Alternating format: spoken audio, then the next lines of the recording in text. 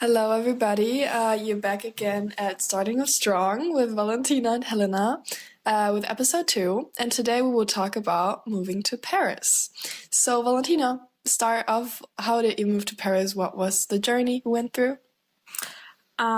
So first of all, obviously you have to find like a place to stay. So like student residence, an apartment, Airbnb, whatever. And this was actually pretty difficult because in France, I feel like the whole system is a little bit different Yeah. because when you sign a contract, like a rental contract, you have to have a guarantor, but the person needs to be French or paying taxes in France. So obviously I don't have that. And Nobody, actually. yeah, most of us didn't. So we had to sign up with an agency who would guarantee for us that we, like could pay the rent or whatever. And that was already hard because at first you don't know that and you have to find an agency. That takes time until they approve you and sign up with you.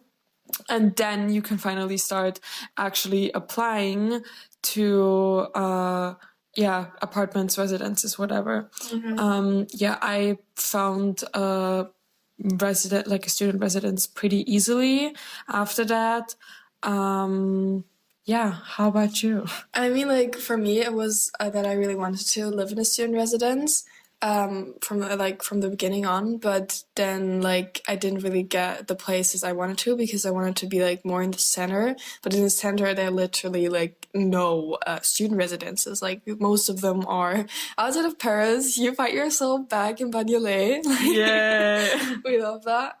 Really secure, like safe place.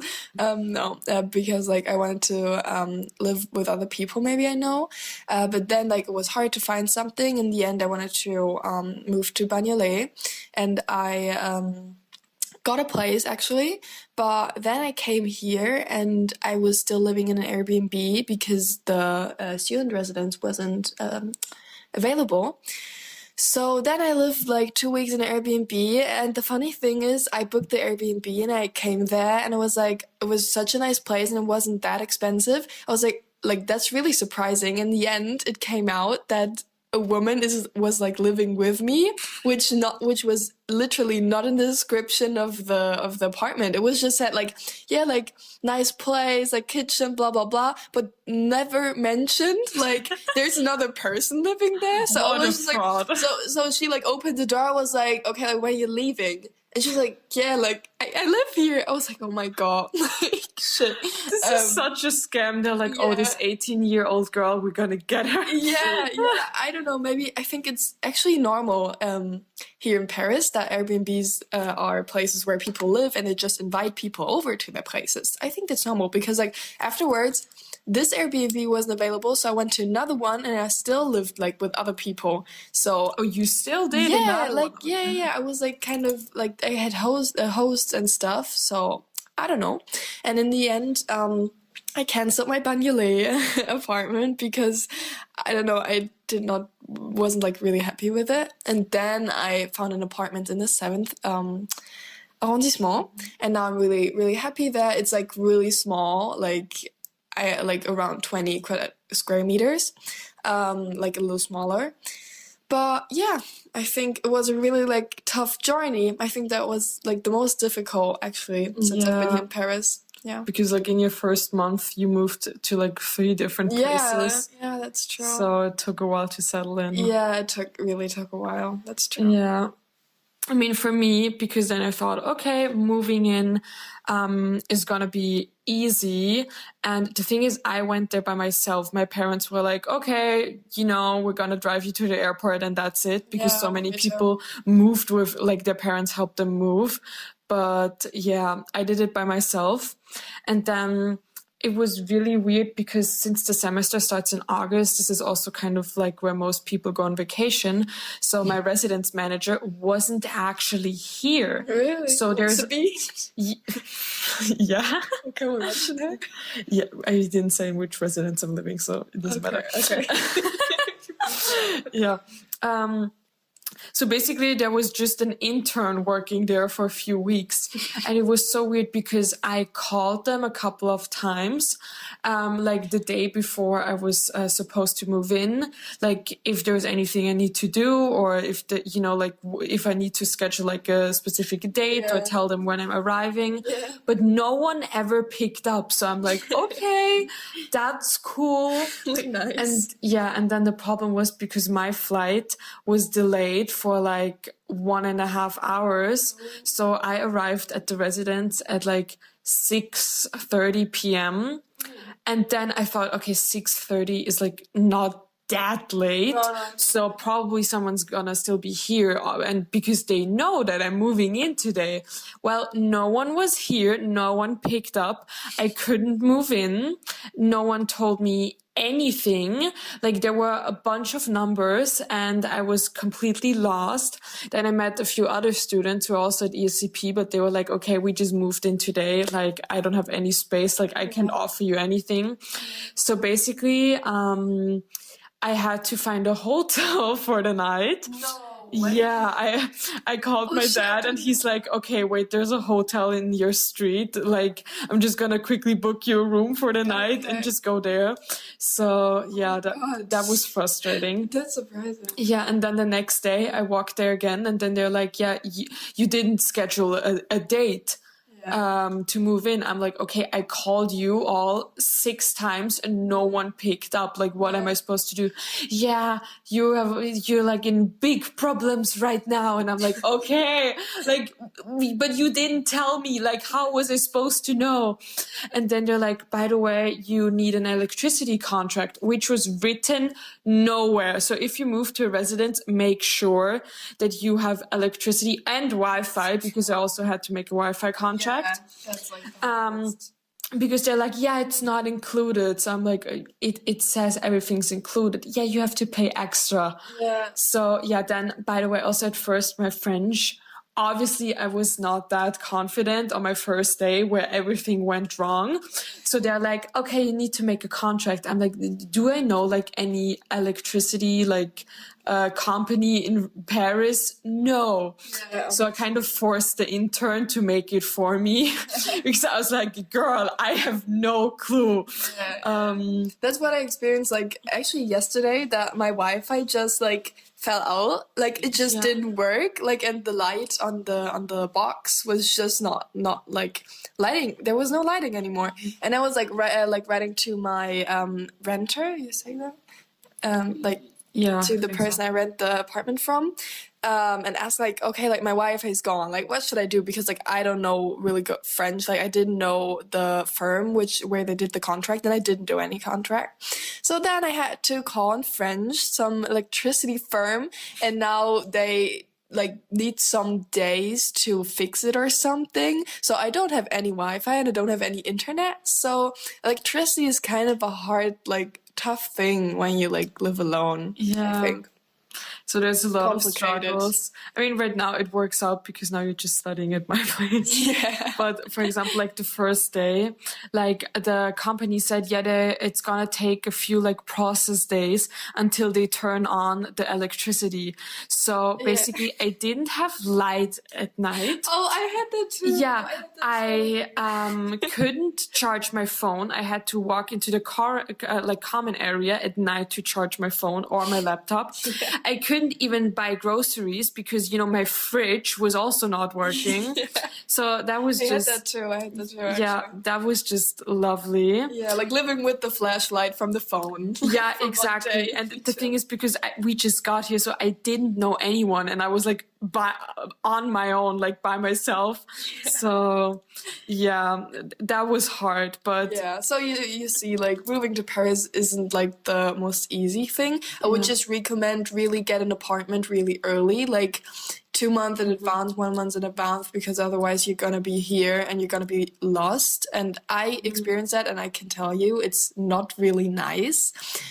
So I would recommend, like, actually, when you want to have a student place, go to Studapart. That's a really good website. That's where I found my apartment. So yeah, that's one recommendation I know about. Okay. What else can we say about moving to Paris? Like just getting settled. Should we continue with the metro topic? Yeah. So, I mean, in my city, there isn't even a metro, so it was like a new thing in general. But when I applied for the like yearly metro card for like students, You have 1 year of. yeah. Oh wow. Okay. But the thing is, at first it was a little bit difficult because for everything you sign up, you need a French number. That's the problem. And That's why I don't have like the annual one, and I also don't have the student one. I have to Yeah. have the normal one. Yeah, that's the thing. I just typed in a wrong number. Yeah, but for me it didn't work. Yeah. You told me about it, So, but it didn't work for me. For so many students here, it didn't work to get like the student metro card because Yeah. we don't have a French number. Or many people change their number for those reasons. Also, for example, if I get a COVID test, they cannot send me my results to my regular number, so I always have to wait in the pharmacy for like 30 minutes. Oh, okay. No, for me it wasn't like that, but Yeah. maybe it was a different. Yeah, probably depends on the pharmacy, or the guy was just like, I do not care about you. Take the French. Yeah.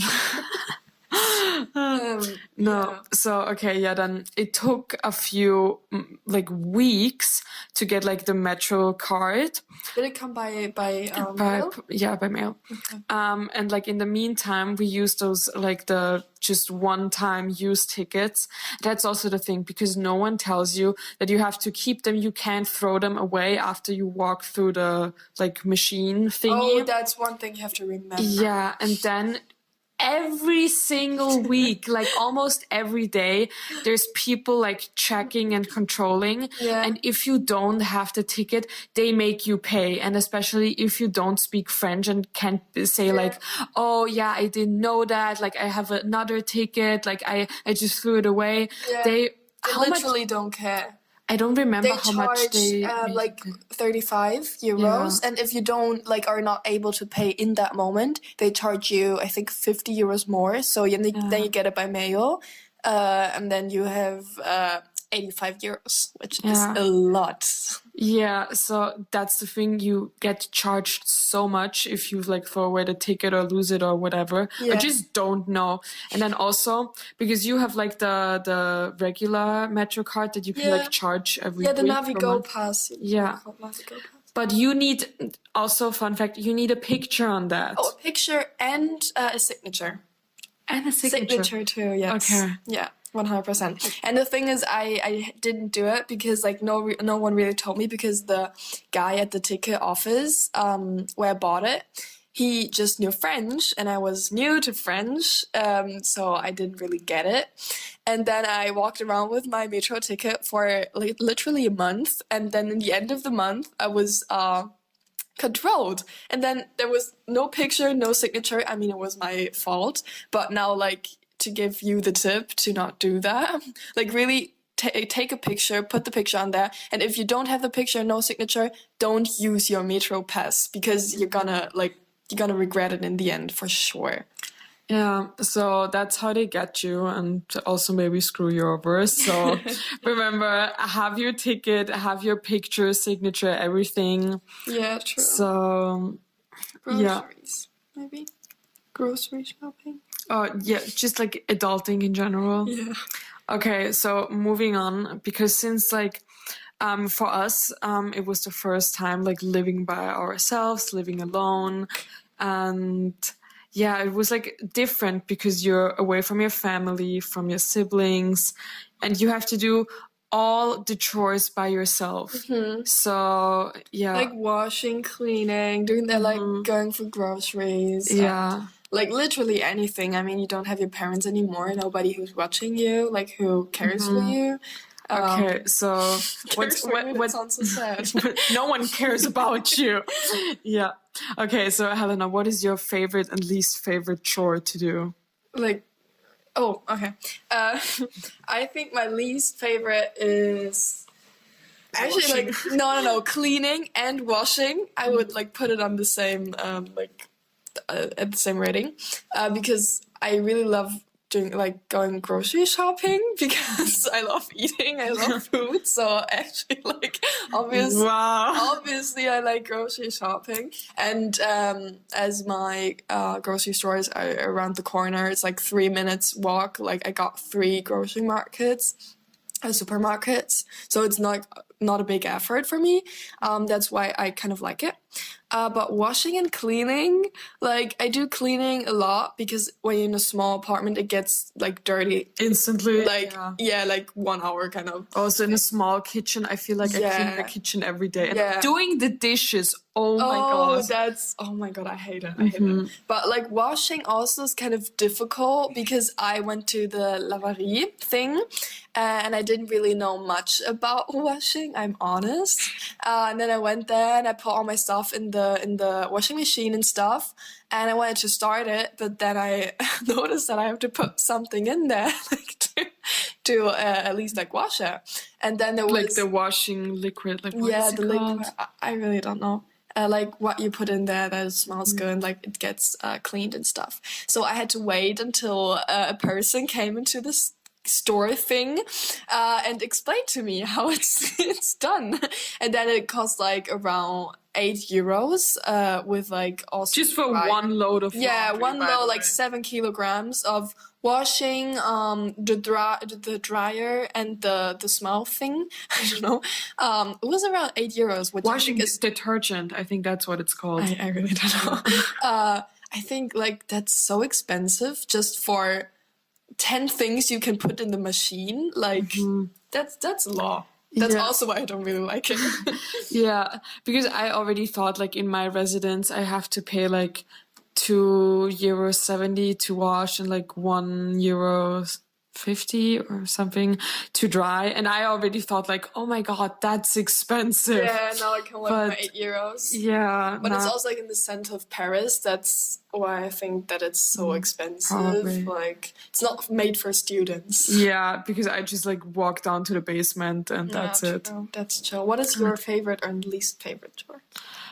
Least favorite, taking out the trash. Okay, yeah. Because I can always see that. forget that. And then I like when I want to throw something away, I'm again like, oh shit.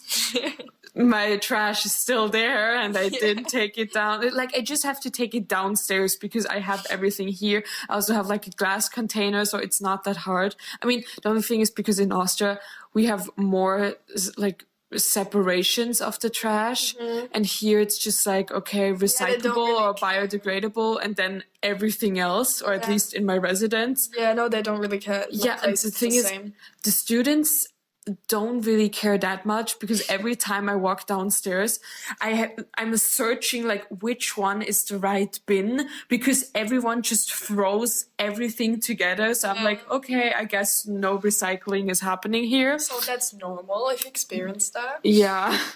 And I'm like, okay, not used to that. Yeah. But favorite chore,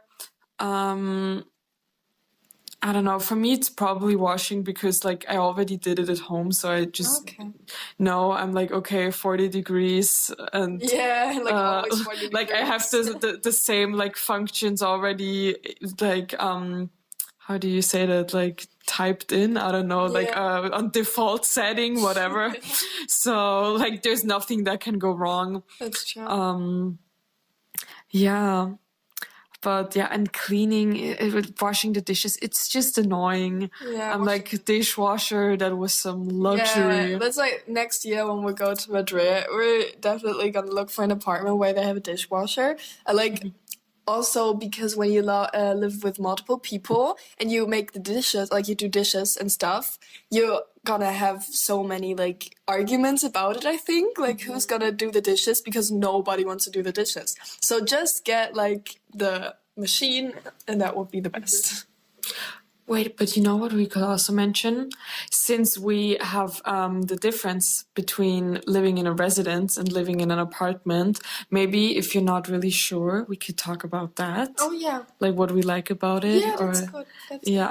Because like I'm living in a residence and it is nice. I have my own space. I can like always chat with people, and like all the people on the different floors. Like, I have a friend and he just walks up to me like whenever we have dinner and we chill or like study together. I also have a study area downstairs, so like a common room.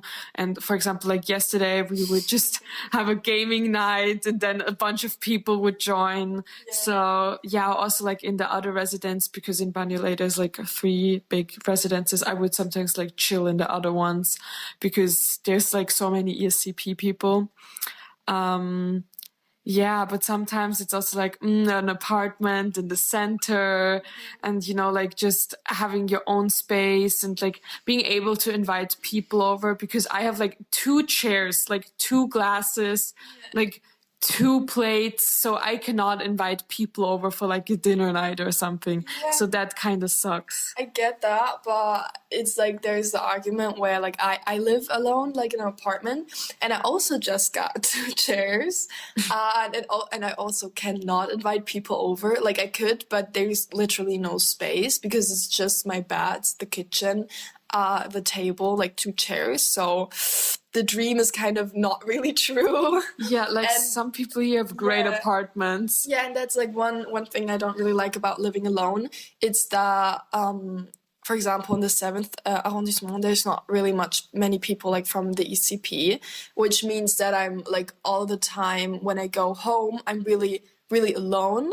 And it's not that easy to just call a friend, be like, oh, like, want to hang out and stuff, because it's around 30 to 40 minutes by metro to just meet, which is a lot. And then, like, you're really, like, not lonely, but you really have to like being alone, because it's not like you have this common area. When you're, like, bored, you get to the common area and, like, turn on the TV and people join you and stuff.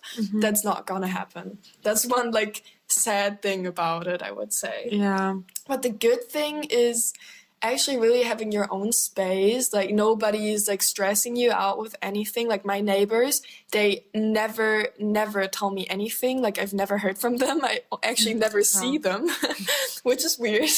But I don't see my neighbors either. Like I only meet people from different floors. So. Yeah, that's the thing. And then you like can make your own music and stuff and just be like on your own. It's also really chill. So I think there's advantages and definitely also disadvantages. The disadvantages make it that I really want to live in a shared apartment next year, which we already planned to. Yeah, because we saw from a few of our like friends and classmates that like living in a shared apartment is really great, and a lot of people plan to do that once they got to Paris and like made some friends. But it's actually pretty hard to find an apartment for like 3 people. Like even for 2 people, it can be hard.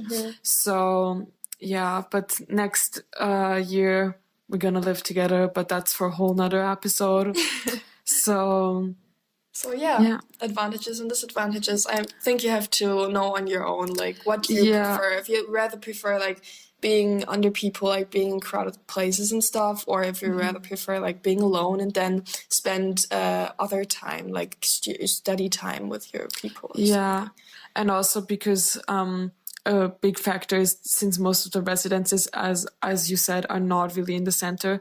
When we like meet up in the city, for you it's always faster than for me. That's true. Because I have to go from Banjul, so I mean you have to evaluate all the factors kind of, and then also price is a difference. Prices, that's a whole different. Most residences are cheaper. So yeah, I can say that. I can definitely say that, because like apartments are much, like even for small spaces you pay so much more than you pay for a residence. And I mean I really don't want to know how much, like I really want to know, but I mean it's should be so much. A room with multiple rooms, like an apartment with multiple rooms, that are gonna be so expensive. So I mean it also depends on how much you can afford. Yeah, that's the thing. Yeah. So then living alone, because we said like in a residence, you have other people, you can make new friends, and this is a factor because sometimes it feels like just hanging out with your siblings. So if you have siblings, you pretty much know this moment. Like you walk in their room, you're just like, okay, I'm bored. Let's do something. Let's. Or you just chill like next to each other with the cell phone. You just go in and like, oh, I need to show you a meme, and then you stay in your like sister's or brother's room. And like in a residence, it also feels like that. Like there's some people, and because you don't need to dress up, like it's not like going out. We just hang out in pajamas or like sweatpants, and it's like, okay, let's have dinner together. Like, hey, can I come? Can I borrow this? Can I, like, do you want something? So yeah, that's pretty cool because I mean, I'm the younger sibling, so I've been, living without my brother for a few years now. But for you, obviously you still lived with your sister together, or like your younger sister at least. Oh yeah. I lived with my younger sister. My older sister also like moved out 1 year before me, which was really sad. But I already got used to living without her because she was like my best friend. Kind of, we hang out every day because like she's my sister. She lives in the room next to me. But because she moved out, I already knew how it is to live without a sibling, and also because my younger sister, we don't really hang out, so it wasn't that much of a difference. Okay. So yeah. That's all. But like the great thing is that she also studies in Madrid next year, so we're gonna get used to like live together again, kind of. That's going to be fun. Yeah, I think that is all for this episode. I hope you all enjoyed, and I hope you can take something from that. I hope it helped. Advice. And the next episode is gonna be about settling in, and we're going to talk about the classes, friends, and everything else at university. So yeah, stay tuned for that.